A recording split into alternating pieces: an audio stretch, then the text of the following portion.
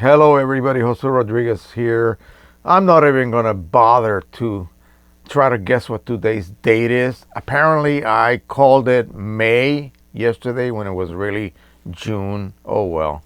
That's what happens when you get old and when you retire. You just don't care about the dates anymore.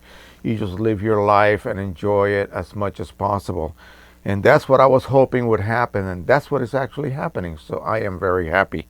Last night's filming of the kids' play Madagascar Junior, it is called, went very well. The audio was good.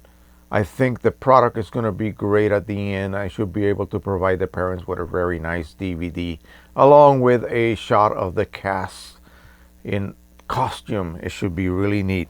Well, today, oh, and by the way, thank you for responding to my question yesterday whether I should change my format. I think you guys overwhelmingly told me to stay the way I am. Hell, if I change my way, you might not even recognize me any longer. Also, about thumbnails. Do you really want me to change my thumbnail? Is it enough to just see me and you recognize who I am? A lot of people have been landing on my channel simply by doing a search or subject search. So I think we're doing okay in that regard. I'm really not doing this to become rich or, a millionaire like some of the other big over the top, mostly clickbait type channels do. I just want to help out people. That's really what my goal is. I just want to make enough to support this channel so I don't have to tap on the household budget. Otherwise, my wife will not be very happy. So, today's subject really is aimed at Macintosh owners that are into printing. The Macintosh OS is wonderful for people who just want to have fun with their computers. They don't have to learn the intricacies of computer jargon and all of that. It's an easy to use operational system that works great. The problem is when you get into photo printing, since the OS is trying to do everything for you automatically behind your back without you having to worry about it. Often when you install a new printer, you may end up with a more reduced feature driver or the so-called air driver. And so I'm not an expert on Macintosh color management or printer driver installation. I know my Windows methods inside and out, but I will go ahead and read, if you allow me to, what somebody wrote here in one of the forums. Having installed the Epson driver on the Mac OS El Capitan 10.11.6 many times, the Epson software is partly overwritten by the Apple software drivers. Firstly, even if I install the Epson driver only, it creates two sets of drivers or printer softwares on the printer list. One is the Air Print Apple version, Apple Driver version 2.0, and the other is Epson Driver with the correct reference number. Even the Epson version does not operate like the correct Epson driver should. The print setting page is not correct and does not contain a box to turn off the printer color management. And it is spelled COLOUR, so I know this is not an American. This has got to be somebody from either Canada or the UK or Australia. When one asks Photoshop to manage color, can anyone suggest why and offer a solution?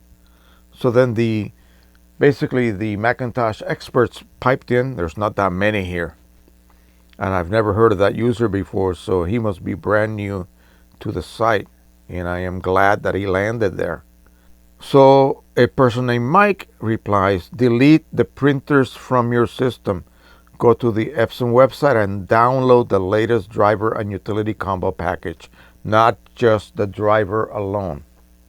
Install the driver, ensuring that you install the series version and not the AirPrint. For best results, connect over USB, but network should also work.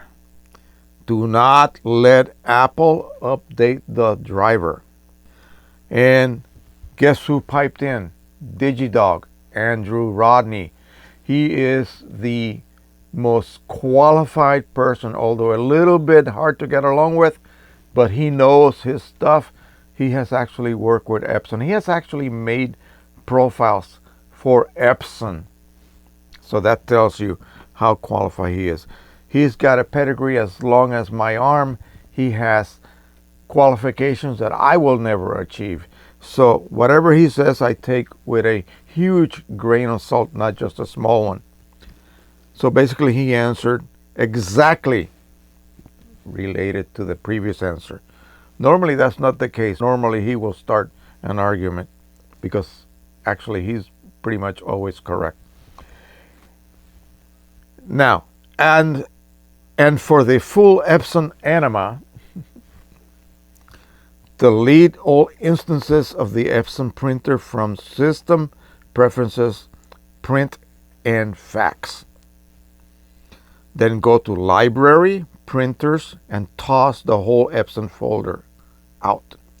Toss the LFP remote panel if you are using this utility with your printer.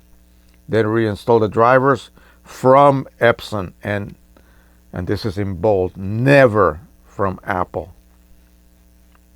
He's a Mac user. When you go back to Print and Fax to add the driver or the printer on 10.x, I had to wait almost a minute before the IP version of the printer showed up, whereas the Bonjour one shows up right away. Then add the IP instance of the printer. This is for printers on a network.